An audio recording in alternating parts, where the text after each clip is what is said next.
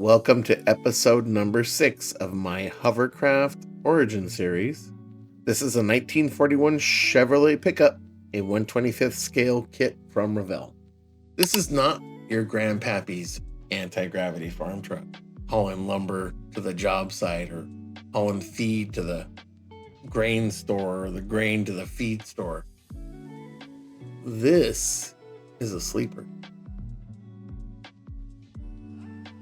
I had two major breakthroughs on this truck that really helped with all the hover cars that followed. Let's take a look at the first breakthrough. That is, we solved vertical thrust. How to get this thing off the ground. So what I've got here, we're looking at the undercarriage. You can see there's two V8 engines.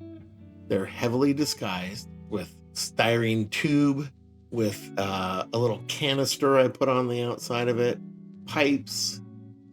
I'm pointing at the transmission housing. You can see the two transmission housings are facing each other. You don't have to put them this way. That's just how I chose to do it on this one. I'm going to pull this thruster assembly off so we can take a closer look at it. Any model builder who's built hot rods knows that's a V8 engine, and we're looking at the front of it. That's where the water pump would mount. Here is where the head mounts. Here's where the exhaust manifold or headers mount. And down here's where the oil pan would mount. It's just heavily disguised. My finger is pointing to the front of the engine block. You just have to find a clever way to mount it up under the wheel well and disguise it enough so that no one can tell it's a half of an engine block. So it mounts on these two pegs and they fit fairly snug inside the two mounting holes. And it just holds it up in there. And I did something similar on the rear. I found an old picture of it before I put the canister on the side of it. And that's the vertical thrust. Here's another look at it from the passenger side. You can see the two transmissions are facing each other. And here what I'm pointing at is styrene tube. I use this term a lot. I use styrene tube in a ton of my builds. We're using different diameter styrene tube for the front and the rear. We've placed tubes inside of other tubes, smaller diameters inside of larger diameters to create the thrust effect. And take a look at these canisters. I found two for the rear that I really liked. Thought they looked really cool mounted to the side of the vertical thrusters. So I made some for the front that matched. So the first breakthrough was solved. Vertical thrust is solved. Now we move on to forward thrust. These two gigantic turbines were made from wheel rims. Since hovercars don't use tires or wheels, we have a lot of wheels left over. So we use them for our thrusters. These afterburner fins right here are made from styrene tube. Cut into small pieces, it already has a little curvature to it. So when you glue that to the side of the wheel rim, it's already has that curved edge. Again, that styrene tube. Here we're going to take a look at the underside. I've got it mounted up in there under a frame. I don't remember where I got that frame from. All kinds of parts. You'll probably recognize these two I'm putting out here. When you're putting your rubber tires on your rims, that's your rim.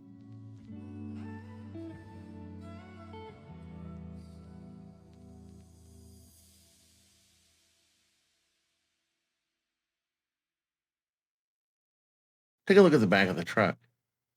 The intake takes up a third of it. And lift up this little panel, there's a heat exchanger.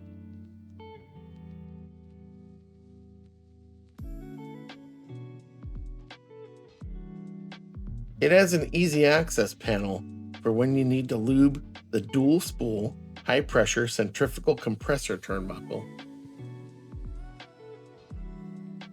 It's somewhere down in there.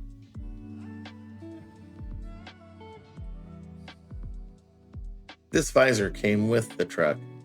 I've modified it to give it some aerodynamic elements. Check it out. Air flows up under there, leaving enough room for the windshield wipers.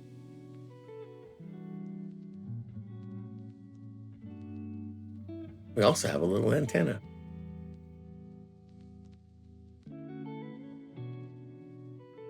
This side panel here, this intake on the side of the truck, that was made from styrene. These side air cleaners remind me of a semi-truck.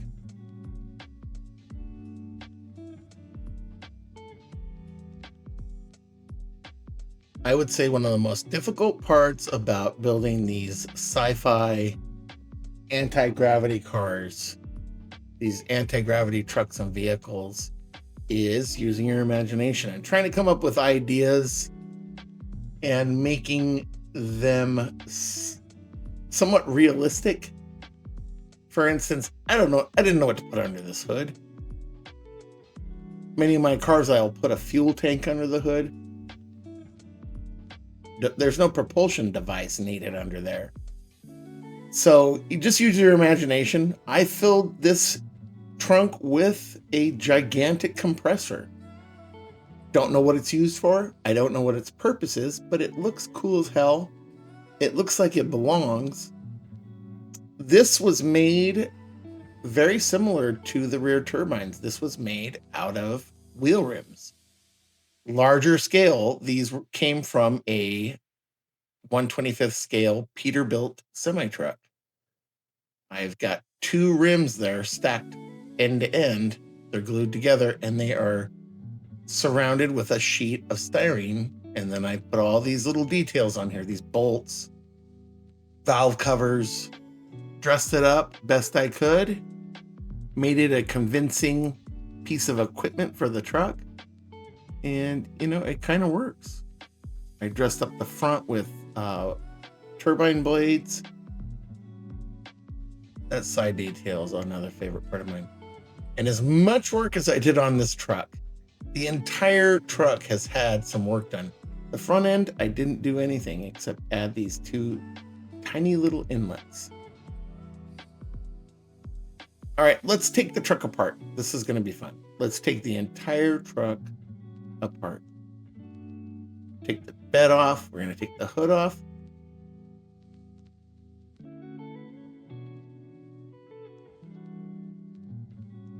We're going to take the cab and the compressor off and view the interior.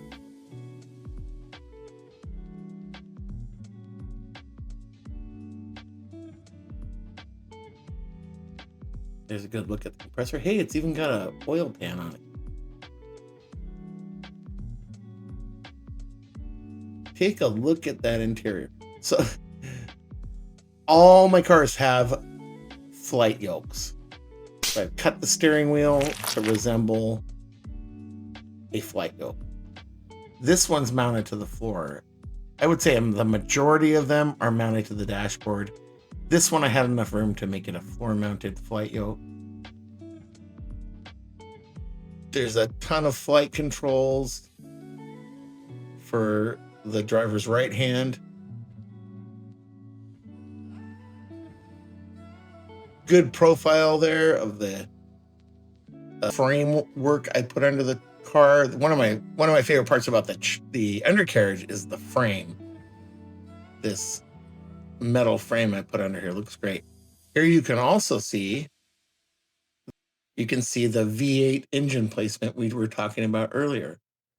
The halves of the engine blocks are mounted up under the wheel wells, up under the fenders.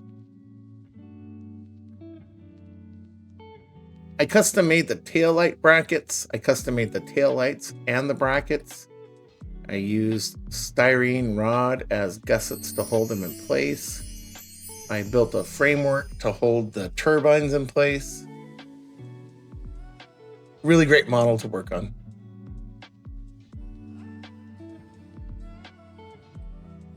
Okay, now I'm going to show you how easy this thing is to put together. And as we put it together, we're going to talk about the weathering. I'm going to make this brief.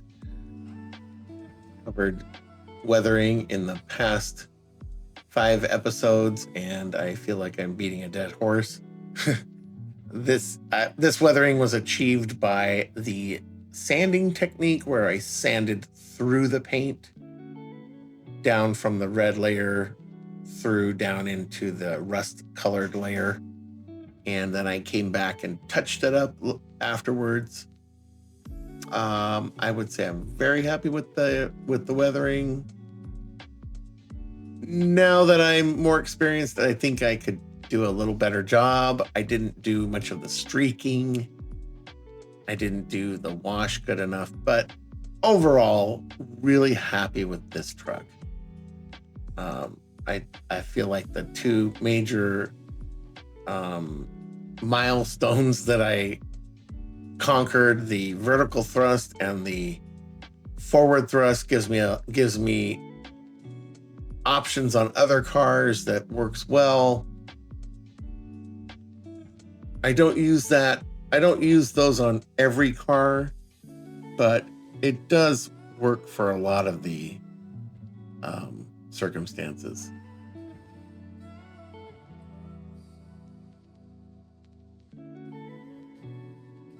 If you enjoyed this video, please click the like and subscribe buttons, as they will help the channel grow.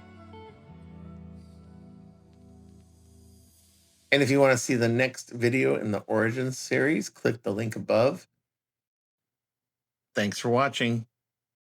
Okay, let's go.